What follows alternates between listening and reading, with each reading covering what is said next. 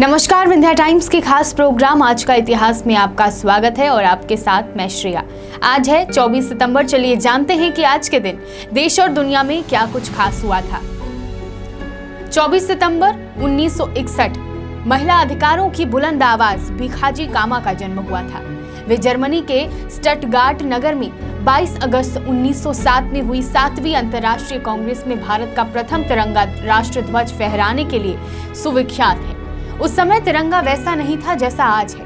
उनके द्वारा पेरिस में प्रकाशित वंदे मातरम पत्र प्रवासी भारतीयों में काफी लोकप्रिय हुआ। 1907 में जर्मनी के स्टटगार्ट में हुई अंतर्राष्ट्रीय सोशलिस्ट कांग्रेस में मैडम भिखाजी कामा ने कहा कि भारत में ब्रिटिश शासन जारी रहना मानवता के नाम पर कलंक है। एक महान देश भारत के हितों को इससे भारी क्षति पहुंच रही है। उन्होंने लोगों से भारत को दासता से मुक्ति दिलाने में सहयोग की अपील की और भारतवासियों का आह्वान किया कि आगे बढ़ो, हम हिंदुस्तानी हैं और हिंदुस्तान हिंदुस्तानियों का है।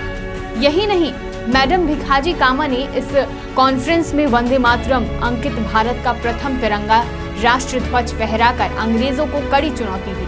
तथ्यों के मुताबिक भिखाजी कामा हालांकि अहिंसा में विश्वास रखती थी, लेकिन उन्होंने अन्यायपूर्ण हिंसा के विरोध का आह्वान भी किया था।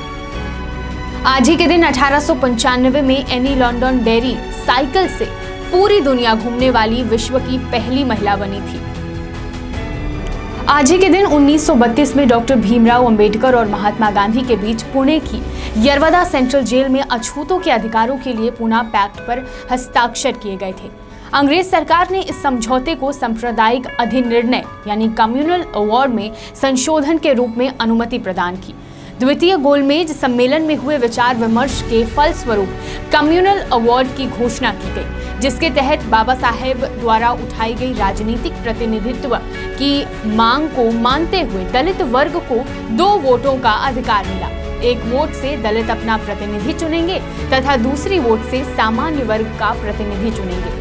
इस प्रकार दलित प्रतिनिधि केवल दलितों की ही वोट से चुना जाना था।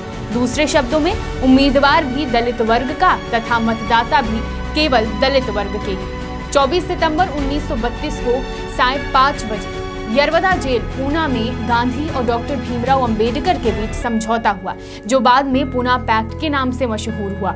इस समझौते में डॉक्टर भीमराव अंबेडकर को कम्युनल अवार्ड में मिले पृथक निर्वाचन के अधिकार को छोड़ना पड़ा तथा संयुक्त निर्वाचन पद्धति को स्वीकार करना पड़ा, परंतु साथ ही कम्युनल अवार्ड से मिली 71 आरक्षित सीटों की बजाय पूना पैक्ट में आरक्षित सीटों की संख्या बढ़ाकर 148 करवा ली। साथ ही अछूत लोगों के लिए प्रत्येक प्रांत में शिक्षा अनुदान में पर्याप्त राशि नियत करवाई और सरकारी नौकरियों से बिना किसी भेदभाव के दलित वर्ग के लोगों की भर्ती को सुनिश्चित किया।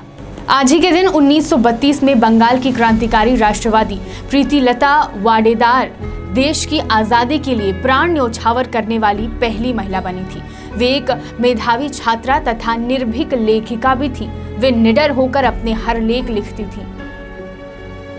आज ही के दिन 2009 में भारत के पहले चंद्रयान 1 ने चांद की सतह पर पानी खोज निकाला। चंद्रमा पर पानी की मौजूदगी का पता चंद्रयान 1 पर मौजूद भारत के मून इम्पैक्ट प्रोब यानी MIP ने लगाया। इसके बाद चंद्रयान में लगे अमेरिकी अंतरिक्ष एजेंसी नासा के उपकरण ने भी चांद पर पानी होने की पुष्टि कर दी थी।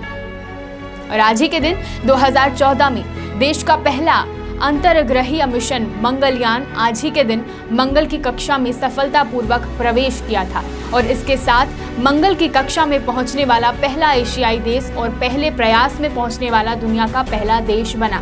मंगलयान को आंध्र प्रदेश के श्रीहरिकोटा से लॉन्च किया गया था। तो ये था हमारा 24 सितंबर का इतिहास। बढ़ते हैं आज के फैक्ट की ओर, जो कि मछलियों के ऊपर है। दुनिया भर में मछलियों की 30,000 से ज्यादा प्रजातियां पाई जाती हैं। वैसे तो सभी मछलियां एक ही दिशा में तैरती हैं, लेकिन ट्रिगर फिश नामक मछली दोनों तरफ से तैरती है, यानी सीधी ओर और उल्टी तरफ से भी यह मछली तैर सकती है। मछलियों में कुछ प्रजातियां भुलक्कड़ होती हैं। गोल्डफिश नामक मछली की प्रजाति सबसे ज्यादा भुलक्कड़ होती है। इसको सिर्फ 3 सेकंड के लिए कुछ भी याद रहता है और उसके बाद ये सब भूल जाती है। मछलियों की प्रजाति में शार्क मछली इस धरती पर करीब 40 करोड़ साल से मौजूद है, वहीं जेलीफिश करीब 65 साल से मौजूद है। बढ़ते हैं आज के सवाल की ओर, लेकिन उससे पहले उन 4 विजेताओं के नाम देखिए जिन्होंने कल के सवाल में सबसे तेज और सही उत्तर दिया था। अब आता है मेरा आज का सवाल। मेरा आज का सवाल है, भारत के स्वतंत्रता संघर्ष के दौरान डेक्कन एजुकेशनल सोसाइटी नामक संस्था की स्थापना किसने की थी? आपके ऑप्शंस हैं जवाहरलाल नेहरू, रविंद्रनाथ टैगोर, बाल गंगाधर तिलक या फिर व्योमेश चंद्र बनर्जी। सही आंसर जानने के लिए और कल का इतिहास जानने के लिए कल का एपिसोड देखना ना भूलें। बहुत बहुत धन्यवाद।